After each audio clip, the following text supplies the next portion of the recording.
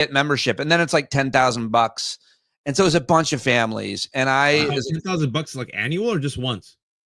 I don't know if it's like for the individual or for the whole family. I don't know. I would never do such a thing. I would never pay to be in a club. I mean, listen, I get it. It looks fun. You make a lot of friends. Your kids are there. It's safe space, blah, blah, blah. But man, yes, it was pretty white. And I walked through the bar of the country club before I went to the event, which was just hosted there. And it was just a bunch of, white guys at the bar, golfers, tennis players that were former or active duty military. It was a real treat. And how'd they make so much money? That's good money. But, especially in the private military. You don't make that much money in the military. So they must be like elected officials or people who probably if you're a commissioned officer for even 2 years, much less 10, the job you're getting in the private sector. Do I have to tell you this? So you get paid. It's an amazing resume thing to work in the private sector, especially as a white, especially as a brown. Actually, you've been brown, a rare brown. Because the black browns. Did you see any browns? Not that were members. So the Browns were handing you the drinks. But yes, the event was to raise money for a great organization, veteran homelessness, and they honored. Every time there's a fundraiser, because I've hosted a lot of these. I don't know if do you host fundraisers? I get asked to speak at a lot of fundraisers and raise money sometimes. So it's always an interesting thing because it's a lot of usually wealthy people in a room, some special room, and they always have a gimmick, like someone performing something to sell the tickets. So they honored Harry Dunn, Aquilino Ganell, Daniel Hodges, and Michael Fanone, and that's great. Yeah, so that was the gimmick. De Niro did a video. It was fun, but I want to talk to you. I'm happy to see you. So were you there for entertainment? You're like, hello, my baby. Hello, my honey. Hello, my sweet sunshine gal. They're like, are you a cop? Were you beaten up also? Yeah, I went out there and I go, hey, fellas, we've got something to there's a lot of homeless veterans here tonight, see? What was the last time you stepped over a homeless veteran? Stepping over homeless veterans in the street, that's the problem, see? Yeah, it was fun. There's a top hat. Yeah, see, my name's Pete Dominic. Yeah. It was fun to be amongst the balds. Kirshner and I are the white balds, and then you had Harry Dunn, who's a black bald, and then you had Aquilino Ganell, who's a brown bald, and there's Fanone's got hair. Who? But Fanone's got some hair. Oh, Fanone, yeah, but he was not in the band. He was there. That guy's fascinating. I hung out with him a lot. He has got some stories to tell that he could not share on the air. Man, I could tell the man has stories. And Kirshner's a good guy. I like Kirshner. The greatest. Do you know him well? Is one of his arms bigger than your entire body? It's unbelievable. He posted a picture of him flexing recently. I got to find it. His arm is, he's a big boy and a great guy. I love him. He's been real good to me, and I like to think I've treated him well as well. We have a good friendship, like you and I. But it's good to know that the Army, Navy veterans actually went out of their way to honor these people who have been so vilified and demonized by MAGA for simply doing their job. Because those guys, they risked their lives on that January 6th. And you remember, like, Laura Ingraham called them crisis actors, and a lot of Republicans refused to even honor them. So I'm glad they got these veterans to actually give them some love. Last night I went to the Mike Lawler town hall. Oh, you did? What happened? Was it juicy? 600 people booing him. Oh. As a comic, it was just, from my perspective, as a live performer on stage, that many people just boo. Can you imagine? You speak all over the place on stage. Can you imagine having that many people just rain discouragement and disapproval and screaming awful things at you? I mean, people were screaming. Was he rattled by it, or did he use it as a performance to show that he's pissing off the libs? The latter, and he was very scolding and condescending. Yeah, there you go. So he wasn't there to listen. He was also on stage in front of a picture of him. So like double booing. I just thought it was so immodest. It was like, even like band, like only a comedian who had their name or a band like the giant behind them or on the drum head or something. But it looked so bad. It's just him and then him with that awful Just for Men beard. But people booed him. What do you think of the town hall reaction and the reaction overall? The backlash seems to be very real in the streets. Governor Pritzker of Illinois, you guys just played it on your live show, calling for general strikes. We're there, buddy. We're here. I think so. Look, anyone who fights, we've been saying this on your show for a while now, probably years, is Democrats need fighters. And this old guard, I'm not using old as pejorative, referring to age. I'm talking about just mindset. The old guard mindset, which says, oh, civility, pat them on the back, play along, the Schumers of the world, right? And I would even say, I don't think even Jeffries is part of this new crowd. I'm not that beholden with him, but you need a new breed of fighter that is willing to recognize the moment and call it out for what it is. And so Pritzker, who's a billionaire, but actions speak louder than words. The fact that this guy's been on, he took it to El Salvador last week. He's like, all right, you're going to kidnap immigrants. Fine. We're going to boycott El Salvador. And then today, I'm sure you saw that Washington Post article that came out that said his speech calling for that general strike and saying, what did he say about Republicans? We have to challenge them everywhere they are, something like that. He actually used some good words. That speech in New Hampshire is now on the soapbox and at the ballot box. There you go. Yeah, they're saying, hey, he's setting himself up for 2028. Chris Van Hollen, senator, the only Democrat who went to El Salvador, the only one at great risk to himself.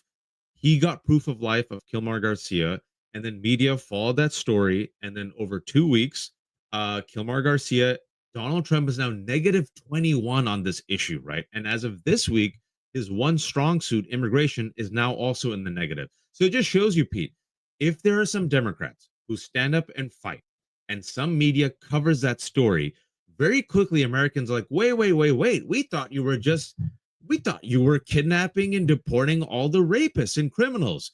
Why are you kidnapping and deporting citizen children with cancer? Why are you deporting Kilmar Garcia? Why are you deporting that gay hairdresser who had a tattoo? Why are you deporting, pro-Palestinian students who for simply writing an op-ed? Like most Americans, once they really see what's happening, you see within 100 days of the Trump administration, this dude's underwater across the board. So I think any fighter who's performatively, I don't know politicians, man, I don't know what's in their heart. Who cares? They're just tools, right? Anyone who's willing to respond in the moment with a fight, like an AOC, a Bernie, a Van Hollen, a Markey, a Pritzker, fine by me, man. I'll take a white billionaire as long as he's willing to fight. Absolutely. I've always said that. Yeah. I mean, many of these white billionaires donate to organizations. Soros has always been criticized, but the dude is definitely donating to organizations that would help humanity and support democracy and would put more taxes on people like him. He doesn't personally benefit. There's a lot of wealthy people that donate to organizations that don't necessarily benefit them directly. That's a certain kind of human being that generally progressive and liberals identify as. But what do you make of what is happening with all of these court injunctions? Do you feel good about how the courts, I'm going to say, seem to be holding up a record amount of decisions? I mean, he just keeps signing executive orders. He thinks they're legislation, and a lot of Americans believe they're legislation as well. We need to dumb down the conversation sometimes. Absolutely. No, that's a really good point. You need to literally say executive orders aren't the law. Just because he signed something, we have a system of government checks and balances. It has to go through Congress, right? I think it's literally you have to just spell it out just like that again and again and again through repetition. What I think, look, at the end of the day, it reminds me of that famous quote attributed to Andrew Jackson, all right, the judge has made his decision, let's see him enforce it. Clearly, the Trump administration does not give a shit about the rule of law, accountability, separation of powers. However, again, looking at the polls, another huge double-digit loss for him is him defying the Supreme Court. So most Americans, Pete, are like, whoa, if the Supreme Court is telling you to slow down and you're defying it, that ain't bueno. So the fact that he's defied the Supreme Court, especially when it comes to the Alien Enemies Act, and the fact that he keeps defying these court orders, but the fact that they're mounting up, it always reminds me of throwing sand in the gears. That's why you need resistance, right? Just throw enough sand in the gears, overwhelm them, confuse them, right? Make them sloppy. So instead of them going like 800 miles per hour, now they're going 8 miles per hour. Obviously, it sucks, but this is how you build up a resistance. Slow them down, slow them down, slow them down until you can stop them. So I do think the fact that you're seeing these judges stand up, right? Hope is contagious, but so is courage. And as more and more people stand up and they're like, oh, the water is warm here. Van Hollen stood up, got love. Pritzker standing up, all of a sudden, Washington Post the next day saying he might run for president. Now you're seeing, I think you're going to see some useless You're going to see a separation. You have the Slotkins, right? So over the weekend, you have Elise Slotkin, the senator, ex-CIA senator from Michigan, white woman, who was given the task of responding to Trump's. That wasn't really State of the Union, whatever that was, right? A couple of months ago. She gave the most uninspiring, bland, milquetoast vanilla response. No one remembers anything. And then over the weekend, she came up with her war plan. And her war plan, folks, was we have to stop being weak and woke. I'm quoting her exactly. And she said, we can't use the words like oligarchy. Americans are too dumb to understand. And meanwhile, Bernie and AOC are like, have you seen our rallies? And then she's like, she starts swearing just to prove that she's tough. And what they don't realize is when you use words like we have to stop being weak and woke, you are literally using bad faith Republican talking points. Absolutely. It's outrageous. To attack your own base. Who needs Democrats like that, Pete? Well, Dick Durbin's retiring. So is Jerry Connolly, whose cancer, his cancer returned, and he tweeted today that it's time for him to end his public service. Oh, that's huge. I did not see that. Yeah. Well, Jerry, look, I'll give you an example. Good job, Jerry Connolly, on making that decision. Hopefully he heals. But why are we even in the position of Jerry Connolly having this role? Like, literally, it was AOC versus Jerry Connolly a couple of months ago, and DNC. Who did they vote for? Jerry Connolly, who, by the way, had cancer at the age of 73. And then Don Byers, who's a representative here in Virginia, said he's a young 73-year-old. We're like, what the F are you talking about? And Jerry Connolly has 4,000 people on Instagram. Friggin' AOC has 1 million. Jerry Connolly, to this day, still has not figured out how to use Zoom. And this is the person that Democrats decided, you know what? We want to entrust our future during the rise of fascism with Jerry Connolly instead of AOC. And they gave Debbie Dingell the head of the communications chair instead of Jasmine Crockett. They're learning the hard way, which is why Democrats had the favorability rating of 29%, the lowest ever since they started charting it. I think, look, this reminds me, I was talking to someone yesterday. You and I are old enough. We have the gray hairs. Remember the purge of the Republican Party during the ascent of Tea Party? Eric Cantor was supposed to be the future of the party. Yes. And then Tea Party came and Eric Cantor was supposed to easily win. I think it was what was the guy's name who came and took him out? Bratt. His name was Bratt. David Bratt, the nutty Tea Party guy. I think we're seeing the culling and purging of the Democratic Party in real time. I like what you're saying. The comparison. I hope that is true. I think it's such a diverse party and movement that it's hard to compare. But I do think I think that's a fair analogy for a lot of reasons. But that you've already talked about Pritzker's attitude and the things that he's calling for, and just the olds, and what we just lived through with Biden and so on. I got to ask you this real quick. I wanted to go to your Substack and ask you about a couple of those things, but I see that you're sharing now a few times on Blue Sky and probably elsewhere where you post. So you must think it's important. This piece by Ben Smith at Semaphore, it's titled "The Group Chats That Changed America: A Loose Private Network on Signal and WhatsApp helped usher in the new alliance between Silicon Valley and Trump's new right." I know that you interviewed Gil Duran, as I did. I know that you're in tune with the tech billionaires and the dark, what's it called? The dark enlightenment and all that crazy Curtis Yarvin ideology, and how they never thought they would have so much influence, but now they do. What is this article and why are you sharing it so much? So, what's common to us isn't common to everyone else. People don't connect the dots. And because I've spent so many years, like a masochist, following the right-wing ecosystem and how they create and mainstream and message nonsense, anti-Sharia panic, invasion panic, trans panic, right? It's the same formula. You understand the players and how it's connected. The money and how the money goes to certain influencers who create the talking points, and how it goes to the grassroots and spreads through churches, and then how it goes through international and national media, through the media network and social media, and how it ends up in the mouths of politicians. And so that ecosystem is deeply incestuous, very small, very well funded. And what Semaphore did in this article is they have reporting on the Signal group, and you can't make this shit up. All these players are in the same Signal group. it, it is overwhelmingly, not exclusively, because I know Cuban's in there, and he does some dissonance, but most of them, slowly but surely, are part of this right wing echo chamber, where it's like a closed loop. And the people there, folks, the reason why you should care about it are billionaires and right-wing influencers, a few group of people who start influencing each other and their worldviews.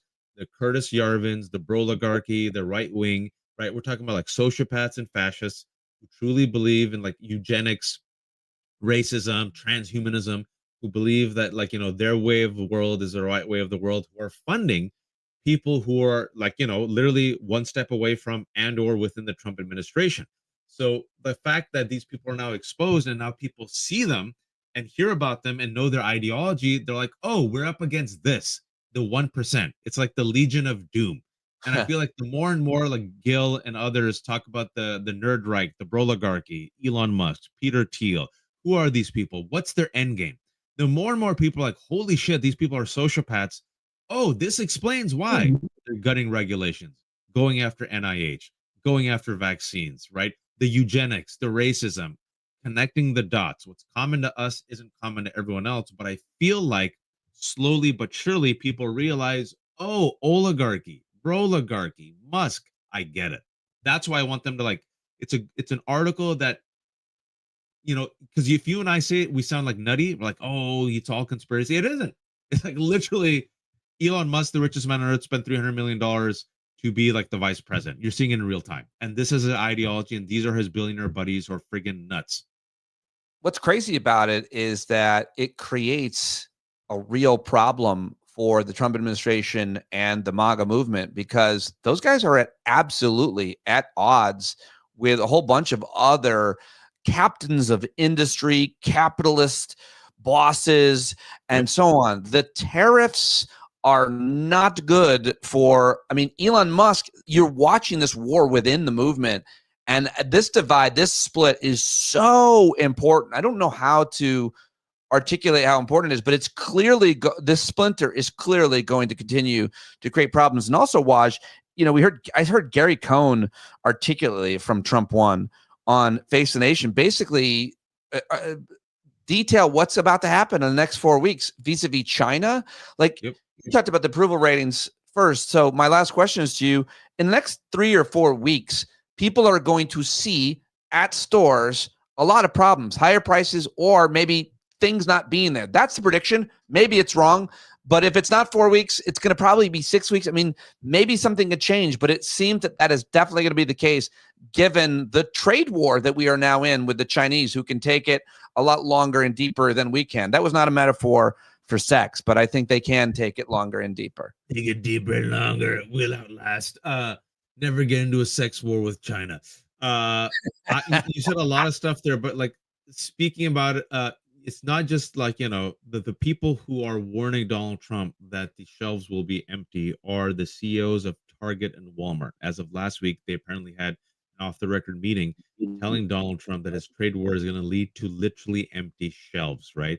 And you mentioned a very important point, how in this ecosystem of MAGA, they might be united around a lot of core issues, but not all of them are white Christian nationalists. Some of them have a white Christian nationalist agenda. Some of them, like Stephen Miller, have a pure racist agenda. Some of them have a broligarchy agenda, right? So they're at odds at each other, and you could see it now being exposed, right? A little bit more and more and more. You're seeing them come to the loggerheads. You're seeing people within MAGA and the Trump administration turn against Elon Musk, saying he's the most annoying person. You're seeing a disapproval of Elon Musk 2-1, right? You're seeing Donald Trump say, oh, America first, but then seems to be other people are no, we invade Canada and Greenland and Israel. We let Israel do what they want. And then you're seeing some people say, hey, I thought you were going to help the common man. How does firing hundreds of thousands of federal employees do that? Why are you going after my Social Security? So I think it's our job to to quote Ken Watanabe's character from Godzilla, let them fight. Like, we have to tease this out and let them fight, because Howard Lutnick, the billionaire, ain't Main Street or the Rust Belt Trump voter, right? Yeah, have you heard him? He sounds like a sociopath whenever he talks about, like, we're going to replace them with AI. And if my mother misses her social security check, she won't complain, right? This is the Trump administration. It's all billionaires and millionaires, right? Which is completely removed from the base. And then the base itself is divided along people who are, some of them are racist, some of them just voted for him because they want the price of eggs to go down, and some of them want white Christian nationalism. So I think it's all coming to a head. And I was talking to some people over the weekend. At the end of the day, in America, what trumps all other colors? The color green. At the end of the day, you can bullshit people about trans panic and invasion and Haitians and Muslims. But at the end of the day, they know what's in their wallet and their bank account, Pete. And if they can't pay for shit, at the end of the day, you can bullshit them all you want. But they know they can't pay for shit, and they feel that pain. And that's what really stings and sticks with them in the end. And I think we're only 3 months in. The damage is done. And yeah, man, I mean, maybe do you think Americans will learn through pain? I don't know. Pain's coming. Sure. For sure, because we cannot take pain. Most of us can't. Most of us have had a pretty good ride. We got pretty comfortable with certain expectations that certain things are going to be there and certain things are going to be on time, and the check's going to come in and the money's going to be there and the job's going to be there and my investment portfolio is going to continue to grow. Hell yeah, Americans are going to care. Absolutely. Clean water, electricity, roads, airplanes that land. I appreciate Cory Booker and Pritzker and AOC and Bernie Sanders doing what they're doing. It's important. But in a few weeks, I'm predicting a month that we're not going to need anybody to call everybody out into the street. Like, people that are paying no attention. Dudes, gamers that haven't showered or left their console, but to eat shitty food are going to be in the streets because their internet connection is going to be jittery, whatever. Yeah, I think the new Switch is going to cost like $8,000. Porn won't be accessible. I can't get my man. Like, you know, a lot of the technology, right? Like, it's gonna be crazy ass expensive. China knows how to flex, man. Like, people are gonna go to Target and be like, that shit's expensive. You know, some people were painting potatoes during Easter because eggs were too expensive. That's what's happening in America in 2025. Some people were painting potatoes for their kids because eggs were too expensive. That's April. You've been live for a while. I think you got to go, but I just, if you have one more minute, I was just going to ask you to react to Marco Rubio's question. Yesterday, Rubio was asked about Canada and the Trump administration. Did you see that clip? No, tell me. Well, the bottom line is today's Canadian election. Oh, yeah. To that, Trump basically brought those people together for the first time in a generation. Those people, the Canadian electorate. And yesterday on, I think it was Meet the Press, Kirsten Welker basically asked Rubio if Trump's made any moves to make Canada the 51st state. You heard maybe Trump's comments this morning about the election. And anyway, Marco Rubio had to defend Trump's kind of all this Canada shit, annexation. And I just went crazy on the podcast. It's hard to react when you're recording a podcast. And I don't want to be like seem contrived, like I'm overreacting, but it was authentic. I just couldn't believe Marco Rubio was defending Trump's wanting to annex Canada. Like 2 years ago, Rubio hated Trump. And the idea of this is so crazy. This Canada thing is so crazy. And I just wanted to get you to tell me how crazy you think. Rubio says Canada would be better off. Yeah. So underreported story a couple of weeks ago, but CNN did report this, is Putin in a speech that wasn't translated. It was only CNN that picked it up. I don't know why. It should be more accessible and people should talk about it. Putin openly said in Russia, we, as in Russia, get Poland and Ukraine, and Trump gets Greenland and Canada. I didn't hear that. Yeah, so they have made a pact with themselves that this is how they'll divide it up. And Marco Rubio is literally Reek from Game of Thrones. He is a Reek, a son of Cuban immigrants who used to be the greatest, antagonist of Donald Trump in 2015, who warned America about how terrible he is, who's now come around and lives in the recesses of Donald Trump's asshole, willingly eating his shit. Like, like this is little Marco Rubio. This is what he's become. Look at what they make you give, to quote Born Identity, right? He's not a stupid person. I disagree with him, but he's a smart guy. He knows this is disastrous, and he has hitched his ride in a Faustian bargain all the way up and all the way down with Donald Trump. He knows better. He's not dumb. And he has decided, yep, I'm going to hitch a ride to Donald Trump, who's getting rid of Cubans and getting rid of Latinos.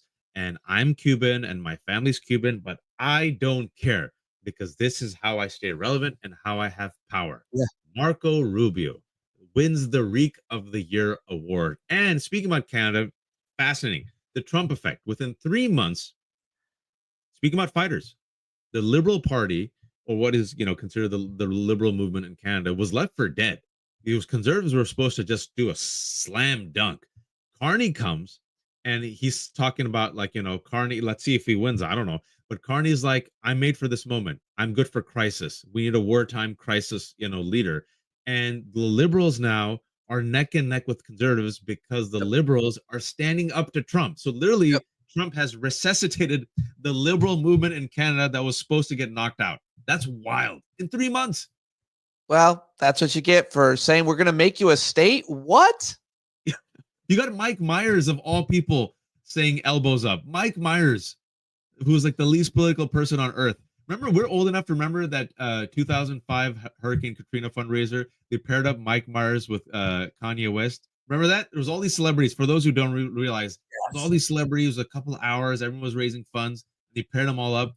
Mike Myers was paired up with Kanye West. They were supposed to just read some lines, and Kanye West goes, "And George W. Bush hates black people." And Mike Myers just stares at him, and it cuts to black.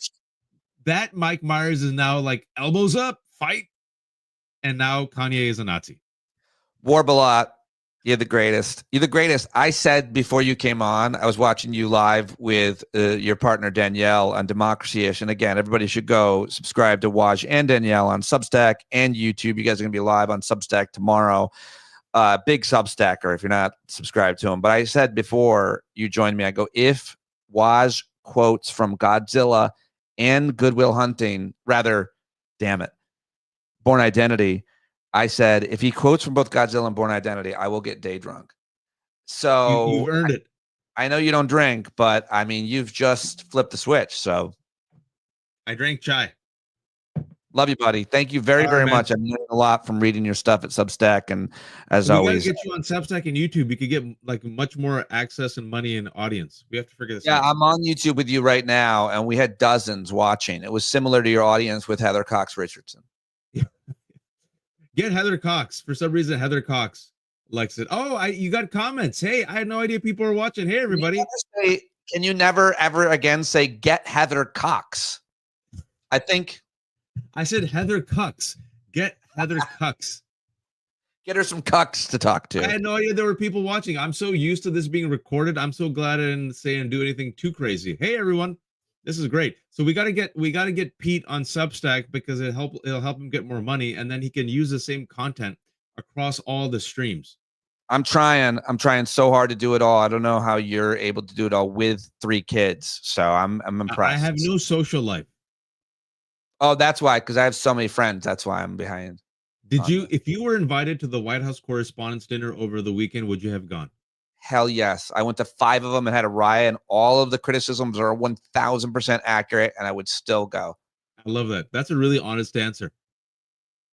Yeah, I think How about all the party, the UTA party on Friday night. I'm principled in about 1,000 other better ways than that I fucking went to this party or not. Like, what? I would be connecting with people. I would be platforming myself 1 billion times more. I'd be networking. That's not the place to take the stand. Is a gathering of self-important journalists. No, I would make fun of them. No. See, that's good. Me and DAnielle were the opposite, but I see what you're saying too. That's fine. I'm pragmatic about such things. I went to I got to let you go. You probably haven't peed in hours. Thank you very, very much for joining me live. I'll talk to you soon, buddy. Give Pete, become super chatters. Those are on YouTube. Subscribe to his show, like it, ring the bell, share it. I know that sounds silly, but that's how the algorithm grows. And the more and more you share and like the videos and subscribe to Pete, the more the elves in the algorithm, not just elves, they're probably just brown people like me doing all the work. Your thing is, by the way, your thing is like everybody wants to do a show with you. You like DAnielle and Francesca. What's her name? Francesca. She's great over at Zeteo. Like everybody's doing a show with you. It's a smart thing to do is hook up with you too. No, they're just desperate, I think, and they're like using you for your brilliance. They're all. I mean, this guy will do free stuff because he's an idiot, and I'm like, yay! We have to do our own show. Like we just find time, but we have to get you on Substack and increase your YouTube subscribe. How many subscribers do you have right now? I appreciate it. I got like what on this? Yeah, like 3,000 subscribers on YouTube. Oh, that's not bad at all. That's good. I don't know how anybody does it, but I get the best guests, so I should get, and I do it every day. No, it's good. And you just started recently on YouTube, right? Yeah, ish. I mean, I've always been there, but I never did anything. I just put the show. You just promote it. You'll get it. You'll get more. All right. I appreciate your advice and your guidance as always, my friend. I'll talk to you soon. Thank you. Later, everyone.